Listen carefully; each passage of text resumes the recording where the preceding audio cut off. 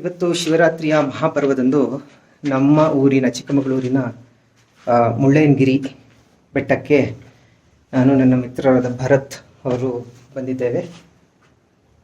ನಮ್ಮ ಉದ್ದೇಶ ಶಿವನನ್ನು ನಮ್ಮ ಬೆಟ್ಟ ಗುಡ್ಡಗಳಲ್ಲೇ ಕಾಣುವಂಥದ್ದು. ಇದು ಹಿಮಾಲಯದ ಸಿದ್ಧರ ಒಂದು ನುಡಿಯೂ ಹೌದು.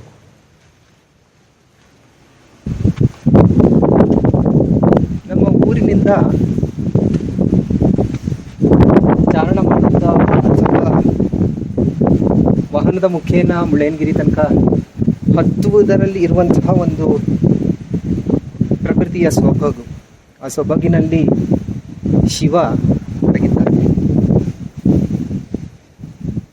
ಹಾಗೆ ನಮ್ಮ ದೇಹದ ಚಕ್ರಗಳು ಕುಂಡಲಿನಿಯಿಂದ ಆರಂಭಿಸಿ ಸಹಸ್ರಾರ ತನಕ ವ್ಯಾಪ್ತವಾಗಿದೆಯೋ ಅದೇ ರೀತಿ ಈ ಪರ್ವತ ಶ್ರೇಣಿ, ಮುಖ್ಯವಾಗಿ ಮುಳ್ಳಯ್ಯನಗಿರಿ ಅನ್ನುವಂಥದ್ದು ಹಿಮಾಲಯ ಮತ್ತು ನೀಲಗಿರಿ ಬೆಟ್ಟಗಳ ಮಧ್ಯದಲ್ಲಿ ಬರುವಂತಹ ಒಂದು ಅತ್ಯುನ್ನತ ಶಿಖರ ಶ್ರೇಣಿ ಅಂತ ಹೇಳ್ಬೋದು.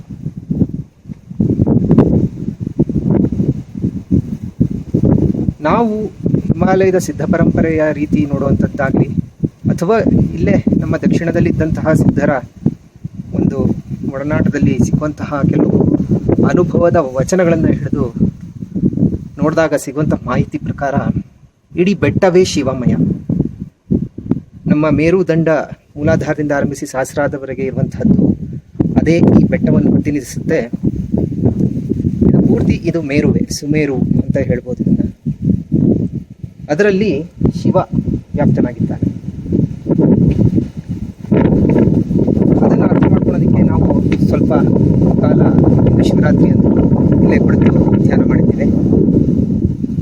ನಮ್ಮ ಗುರುಗಳಾದ ಪರಮಹಂಸ ಯೋಗಾನಂದರ ಪುನರ್ಜನ್ಮವಾಗಿ ಬಂದಿರುವಂತಹ ಕೈವಲ್ಯ ಕಮಲಾನಂದ ಸರಸ್ವತಿ ಗುರುಜಿಯವರ ಕ್ರಿಯಾಯೋಗದ ಪದ್ಧತಿಯ ಮುಖೇನ ಶಿವನನ್ನು ನಮ್ಮಲ್ಲೇ ಕಾಣುವಂತಹದ್ದು, ಸಹಜವಾಗಿ ಕುಂಡಲಿನಿ ಶಕ್ತಿಯಲ್ಲೇ ಅದನ್ನು ಕಾಣುವಂತಹ ಒಂದು ಸಣ್ಣ ಪ್ರಯಾಸ. ಶಿವನು